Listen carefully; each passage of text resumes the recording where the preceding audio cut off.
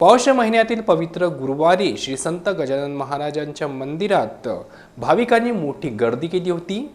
श्री संत गजानन महाराजांचा अत्यंत पवित्र व मंगल दिवस म्हणून ओळखला जाणारा पौष महिन्यातील गुरुवार यावर्षी थेट नवीन वर्षाची सुरुवात असलेल्या 1 जानेवारी 2026 रोजी आल्याने शेगाव नगरीत अपूर्ण असा भक्तिभावाचा महासागर उसळला होता।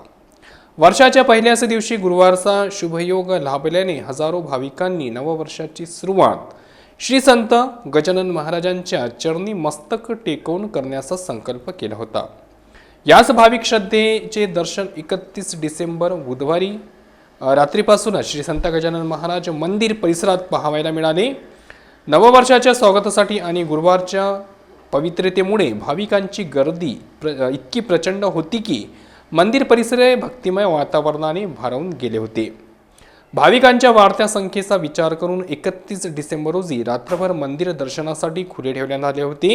ही बाब भक्तांसाठी अत्यंत समाधानकारक ठरली। रात्री उशिरापर्यंत तसेच पहाटेपर्यंत अखंड दर्शन सुरू असल्याने दूरदूरहून आलेल्या भाविकांनी शिस्तबद्ध रांगेत उभे राहून श्रीचे दर्शन घेतले आणि 1 जानेवारी रोजी पहाटेपासूनच दर्शनासाठी 5 ते 6 तासाच्या रांगा लागल्या होत्या।